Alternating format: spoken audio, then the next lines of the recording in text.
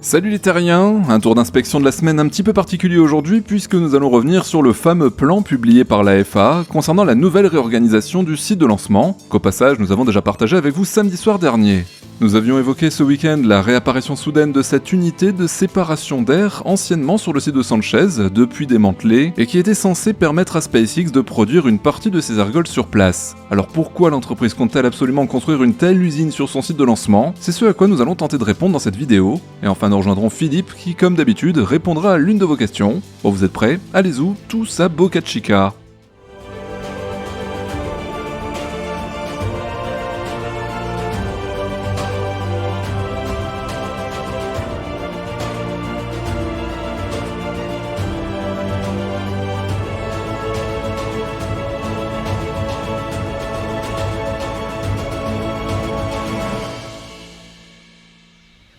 Pas facile la vie d'observateur de la Starbase, même avec des caméras bien disposées, avec vue imprenable sur le site de lancement, et ce avec toute la bonne volonté du monde, il arrive parfois que Mère Nature reprenne ses droits, à l'image de ces volatiles qui sont venus sécher leurs plumes après les intempéries sur le capot brûlant du véhicule de l'Apadré. Même Vixie, qui a beau adorer les animaux et aime nous partager ses images volées, ne compte pas les voir traîner ici, tout beau qu'il soit à se pavaner devant l'objectif. Vixie n'ayant, en tout cas pas à ma connaissance, pas l'intention d'enregistrer un documentaire animalier, on peut la comprendre, mais qu'elle se rassure car le Star Kitty, qu'on voit souvent traverser l'allée centrale du site de production, pourrait bien en faire son 4 heures, s'il reste trop longtemps à découvert comme ça.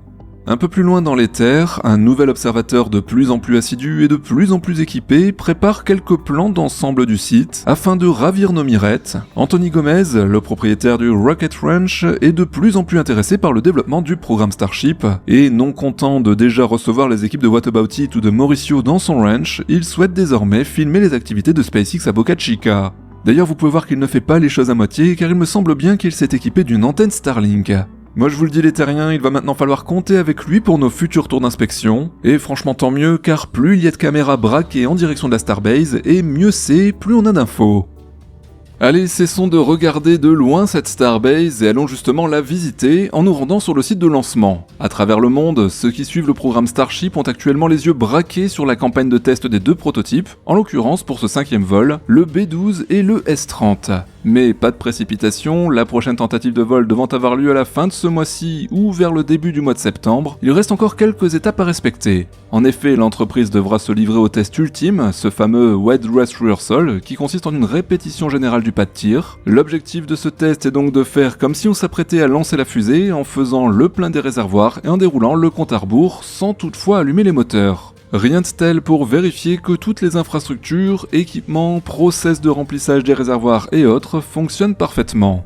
Comme avant chaque tentative du Starship, vous êtes désormais familier avec la chose, l'entreprise est censée avoir communiqué à la FAA, l'agence fédérale de l'aviation américaine, celle qui donne le véritable feu vert, l'ensemble des informations récoltées lors du dernier vol. SpaceX s'est donc bien évidemment penché sur ces données, les a analysées, décortiquées et a dû faire depuis une liste de mesures correctives pour le prochain vol, que ce soit par rapport à son environnement immédiat pour ne pas polluer la lagune, ou encore sur l'infrastructure et les prototypes.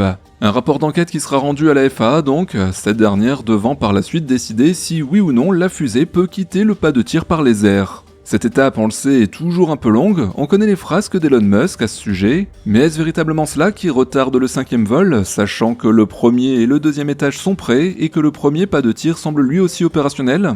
Bon, vous le savez, cette question est plus un effet de style, car concrètement, ce qui est de plus en plus évident, c'est que la FAA et SpaceX sont dans le même bateau, avec pour phare à l'horizon la nation américaine tout entière et la NASA qui ne veulent de l'entreprise qu'une seule chose, que SpaceX accouche enfin de cette fusée surpuissante et 100% réutilisable qui lui servira pour bien des missions à venir, en particulier lunaires et plus tard martiennes ou autres si tout se passe comme prévu. Donc non, personne, pas même la FAA, ne met de bâton dans les roues de SpaceX. Ça c'est dit.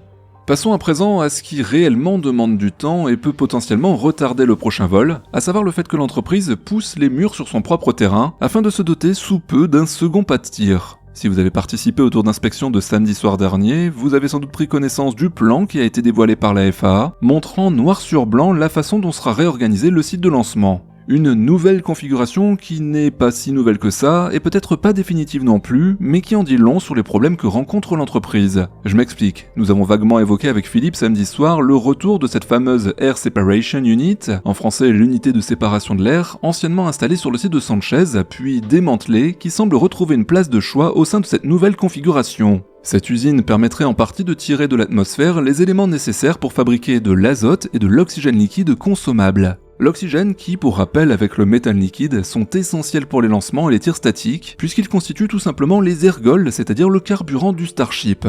Quant à l'azote, il permet entre autres de garder constamment ces derniers à l'état liquide, il est utilisé en quantité très importante sur le site. La ferme à ergols dans sa nouvelle configuration va donc forcément pouvoir stocker beaucoup plus de méthane, d'oxygène et d'azote pour subvenir à la soif insatiable des prototypes, et va devoir par conséquent s'en faire livrer encore bien plus. Pour rappel, une simple tentative de lancement des 2 étages du Starship, c'est quand même plus ou moins 366 camions remplis de méthane, d'oxygène et d'azote, donc vous comprenez bien que si SpaceX peut en fabriquer une partie sur place, ça ne sera pas du luxe. En plus d'une nouvelle évaluation environnementale qui devra être validée par les hautes instances et qui engage la responsabilité de l'entreprise sur son activité au sein de la lagune, SpaceX, avec cette Air Separation Unit, trouve ici le moyen de contourner le problème de la Highway 4 qu'il ne faut absolument pas négliger. Pour rappel, c'est la route principale qui dessert ces différents sites et qui en plus d'avoir été envahie par des crabes récemment, est de toute façon souvent encombrée, souvent inondée, et donc fait souvent l'objet de travaux pour justement la maintenir en bon état. Vous comprenez donc pourquoi cette usine pourrait soulager un peu le trafic, diminuer l'afflux de livraison sur le site, et bien évidemment, j'en vois déjà quelques-uns de vous sourire, diminuer les coûts de l'entreprise. Et oui, quand on fait pousser des oranges sur son terrain, il n'y a pas besoin de se ruiner au marché du coin, même si c'est vrai, on ne sait pas non plus combien coûte le fonctionnement de cette petite usine.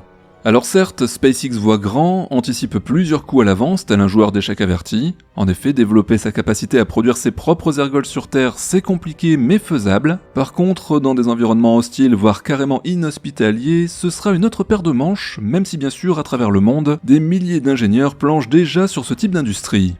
Enfin, et on ne pouvait pas ne pas en parler aujourd'hui, ce plan publié par la FAA met aussi en avant le fait qu'un mur de 5 mètres de haut sera érigé le long de la route, une enceinte assez haute et épaisse qui devrait en faire rager plus d'un. Je pense ici à tous les observateurs de la Starbase qui s'inquiétaient déjà de voir les hangars du site de production recevoir des portes, et la Star Factory de ne pas avoir de panneaux vitrés suffisamment grands pour voler quelques clichés des prototypes naissants dans les entrailles du bâtiment. Comme vous le savez, cela ne les a pas empêchés de nous transmettre des images et des infos depuis, alors pas de panique. Non, ici la véritable info, c'est que les camions se brancheront directement sur ce mur pour délivrer leur précieuse cargaison, qui sera alors acheminée par des tuyaux jusqu'au réservoir dédié.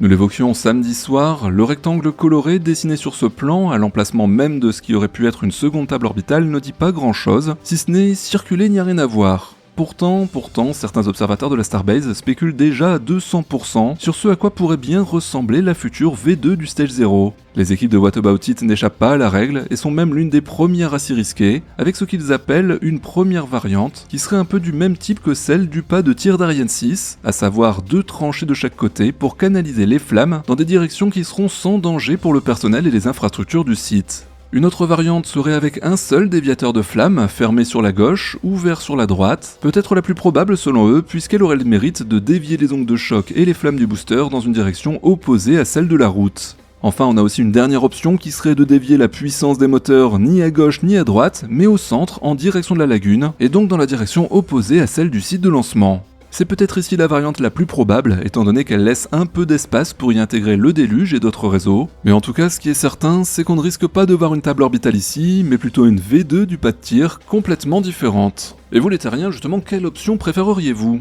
Bon, vous l'avez compris, et pour conclure ce chapitre, la table orbitale actuelle n'a sans doute pas été retenue par l'entreprise comme un pas de tir viable pour cette deuxième version. En effet, rappelons qu'au tout début de l'aventure du Starship de SpaceX au Texas, dans cette lagune de Boca Chica, les ingénieurs avaient dû faire avec de nombreuses contraintes. S'ils se sont bien accommodés de ce développement un peu chaotique de la fusée, du site ainsi que des infrastructures, faisant en sorte surtout de limiter la casse et de ne pas créer un cataclysme qui aurait causé la perte de ce programme, il n'en reste pas moins qu'ils ne comptent sans doute plus développer un Stage 0 du même acabit que le premier, trop complexe, demandant apparemment trop de maintenance, et faisant peut-être aussi un petit peu trop archaïque. Les prototypes se développant et franchissant des étapes importantes, SpaceX devient de plus en plus vieux jeu, et c'est normal, rien de tel que le bon vieux réalisme des ingénieurs de l'aérospatiale pour faire décoller une fusée, sans pour autant détruire le sol sur lequel elle a vu le jour. Alors, préparons-nous à voir sortir de terre un pas de tir B qui a de fortes chances d'être complètement différent, affaire à suivre plus que jamais donc.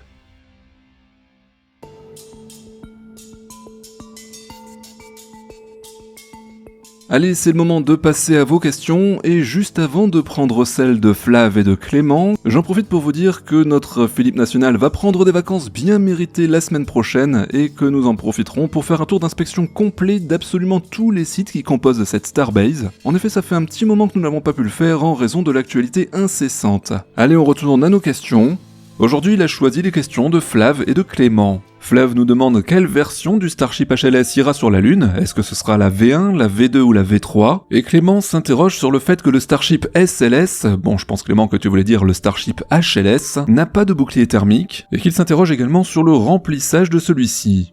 Eh bien tout d'abord, merci à vous deux pour vos questions et vos remarques. La version HLS du Starship, c'est un petit peu comme une belle 2KDX spatiale, dont on entend beaucoup parler mais qui se montre peu. C'est une star annoncée des prochaines années, et comme toute star, elle aime en effet cultiver le mystère et le secret. Sa future mission étant fondamentalement différente de celle des Starship Cargo, destinée à assurer une liaison régulière entre l'orbite terrestre et le sol, son développement ainsi que sa fabrication seront notablement différents. De très nombreux aspects techniques le distingueront de son frère terrestre. Parmi les principales différences, nous pouvons citer l'absence de tout bouclier thermique et aileron mobile de contrôle de vol, inutile dans des conditions de vol limitées au vide spatial, un compartiment moteur différent avec notamment un train télescopique déployable destiné à une pose en douceur sur la surface de la Lune, un système de propulsion indépendant de faible poussée mais situé en hauteur lui permettant d'effectuer le freinage final et la pose sans risquer de creuser un cratère sous ses pieds. Tout un aménagement interne, circuit de support de vie permettant à un équipage de vivre en autonomie totale pendant plusieurs jours, et un vaste sas s'ouvrant sur la coque extérieure, ainsi qu'un système d'ascenseur ou de monte-charge permettant de déposer au sol des charges et des équipements lourds.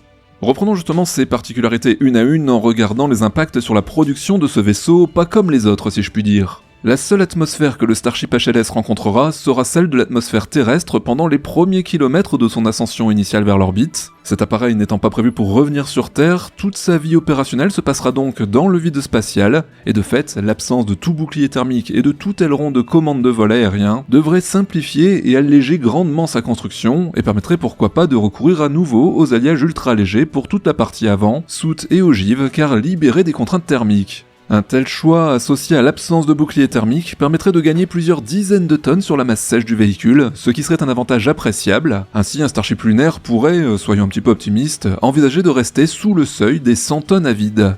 Vu son profil de mission purement spatiale, il serait possible également que le HLS n'intègre dans sa partie basse que des moteurs Raptor de type vacuum, mieux adaptés aux conditions de vide et plus performants. Il devra par contre être équipé de la même platine standard de ravitaillement en vol, commune à l'ensemble des Starships, tankers et autres. Une dizaine de ravitaillements seront toujours nécessaires en orbite basse terrestre avant son départ vers une trajectoire lunaire. De même, une organisation permettant un ravitaillement en orbite lunaire devra être prévue afin de lui conserver sa pleine opérabilité et disponibilité localement. Il faudra également lui ajouter, comme nous le voyons sur bon nombre d'illustrations, une couronne de petits moteurs situés juste au-dessus du dôme supérieur du réservoir de méthane principal, permettant de poser le vaisseau sur le fragile sol lunaire sans y creuser un nouveau cratère. Les moteurs Draco développés et utilisés par SpaceX sur les capsules Dragon en guise de système d'éjection de sécurité pourraient, en nombre suffisant, assurer cette mission. Je rappelle que la gravité lunaire n'est que de 1/6 de celle de la Terre, donc une poussée totale de l'ordre de 40 tonnes serait largement suffisante pour assurer le freinage final et la pose de l'appareil. Précisons également qu'une qualité fondamentale de ce système de propulsion indépendant de motorisation, c'est la fiabilité absolue, car la vie d'un équipage humain sera directement concernée.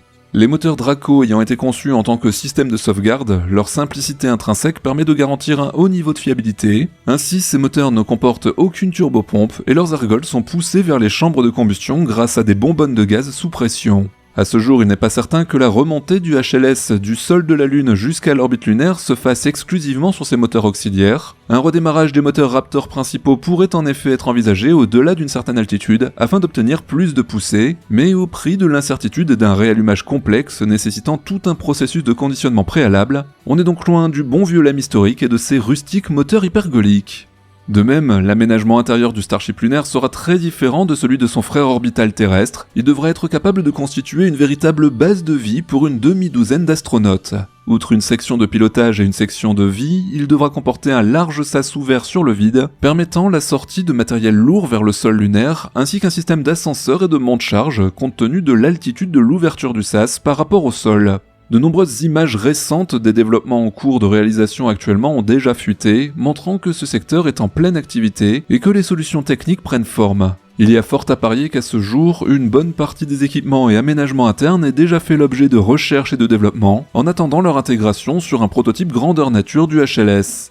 Un autre point resté secret jusqu'à présent, c'est la configuration réelle du train d'atterrissage repliable qui sera utilisé, mais pour nous consoler et nous faire patienter, nous disposons déjà d'une belle panoplie d'images de synthèse 3D, pas toutes très réalistes malheureusement. En conclusion, nous pouvons dire que le futur HLS lunaire, c'est un appareil très différent qui se démarque totalement de la ligne standard des Starship Cargo terrestres réutilisables. Son développement se fait donc probablement selon un processus indépendant de celui des futures versions V2 ou V3, et dont nous connaissons maintenant le planning officiel. Cela dit, l'une des conditions préalables à l'envol de ce bel oiseau peint de blanc et de noir reste la mise au point par SpaceX de la technique de ravitaillement en vol, ce qui ne sera pas fait ni réussi avant la généralisation de la version V2 du Starship standard, donc comme on dit en anglais, wait and see. Cette version HLS du Starship sera probablement une des versions les plus complexes à concevoir et à fabriquer, et de nombreux vols de validation réussis devront être réalisés avant d'envisager d'y mettre un équipage humain. À ce sujet, le programme Artemis n'en est peut-être pas à son dernier report. Voilà les terriens, merci encore pour votre œil de lynx et votre capacité à répondre présent même en été, à l'instar de Philippe que vous pouvez saluer au passage en commentaire. Merci à tous pour votre fidélité depuis maintenant plus de 3 ans sur cette émission, et pour les nouveaux, n'hésitez pas à vous abonner, c'est gratuit, activez la cloche de notification pour ne rien louper des vidéos qu'on poste ici, et surtout à tout le monde, pensez bien à mettre le pouce en l'air de YouTube pour que l'algorithme recommande nos vidéos à de plus en plus de monde. Je vous souhaite une très bonne fin de semaine, on se retrouve ce vendredi sur le Journal de l'espace pour l'actualité spatiale de la semaine, à très bientôt les terriens.